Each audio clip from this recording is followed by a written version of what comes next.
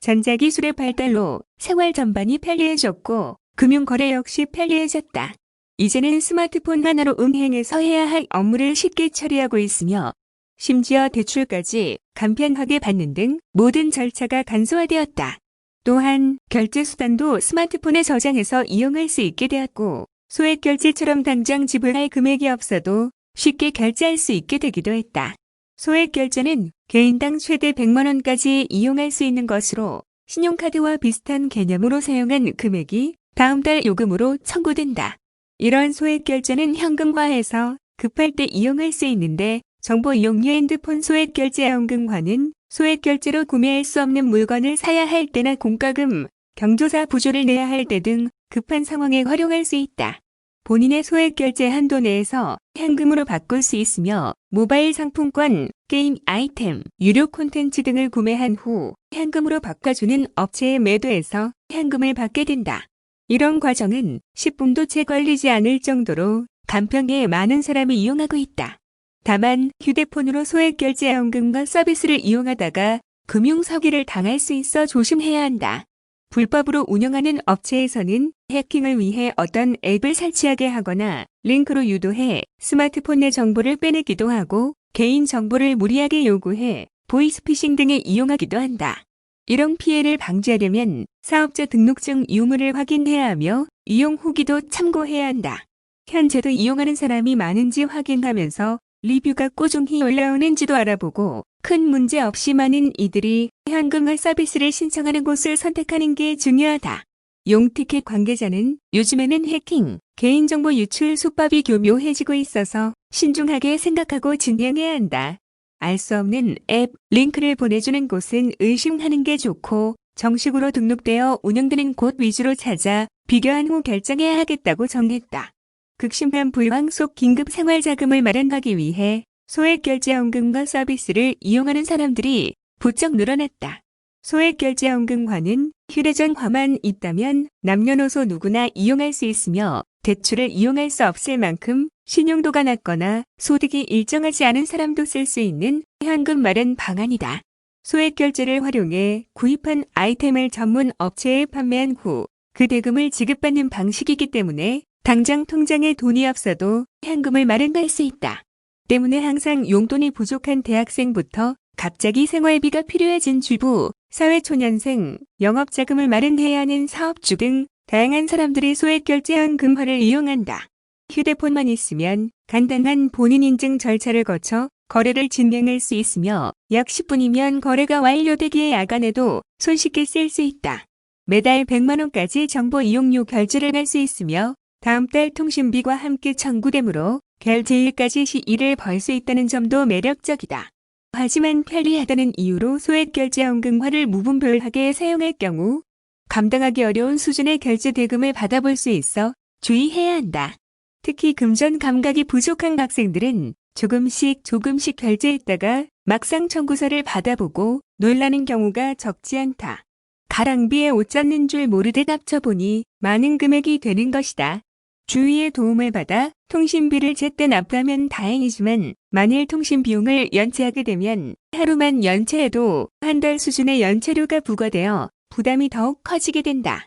또한 지속적인 연체로 통신기기 사용이 금지될 경우 사회생활 등에 막대한 영향을 미칠 수 있어 사전에 결제 계획을 철저하게 세우고 이에 따라 진행해야 안전하다.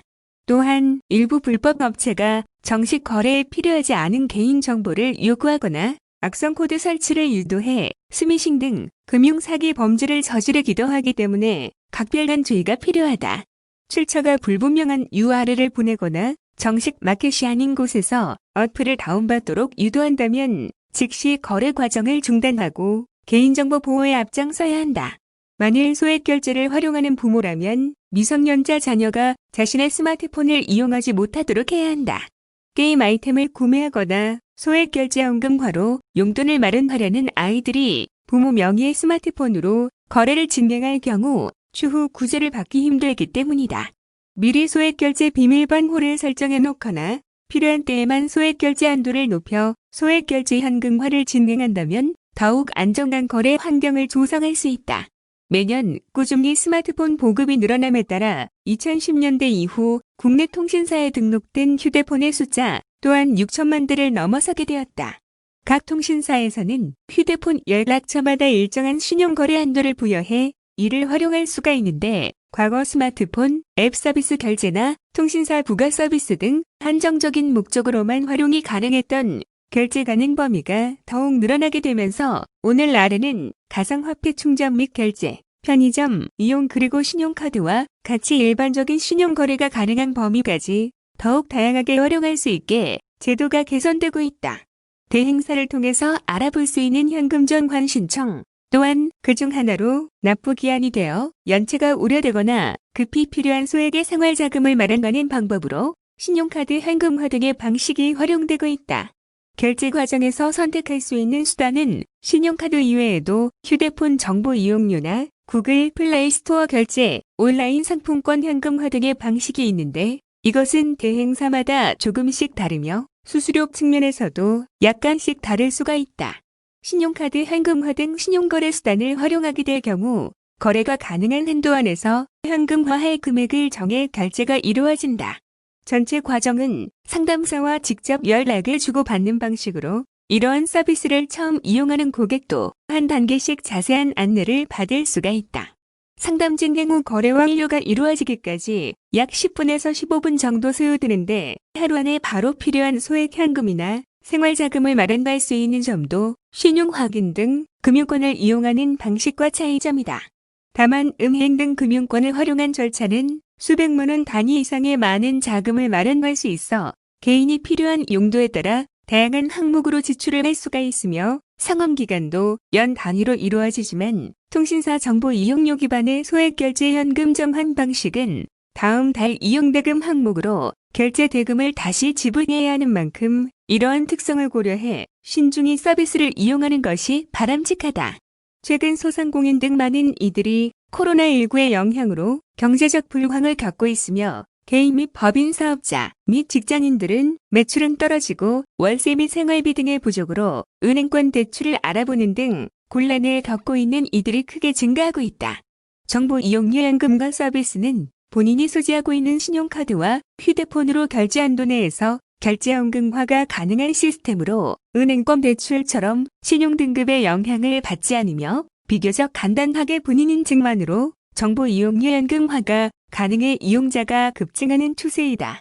이로 인해 정보 이용료 현금화 서비스를 제공한다는 불법 업체들이 늘어나면서 많은 금융 피해를 발생시키고 있다. 불법 업체의 경우 낮은 수수료로 고객을 유도하지만 실질적으로는 반 이상에 가까운 높은 수수료를 부과함은 물론 서비스를 진행 시 수집된 개인정보를 기반으로 사기, 보이스피싱 등에 이용하여 추가적인 피해를 유발하고 있다. 짱티켓 관계자에 따르면 정식 등록 업체에서는 현금화를 증명하는 데 있어 기본적인 개인정보 외에 추가적인 불필요한 개인정보와 서류를 받지 않는다며 신중히 생각하고 업체 선정하시어 금융피해를 받지 않도록 하여야 한다고 정했다.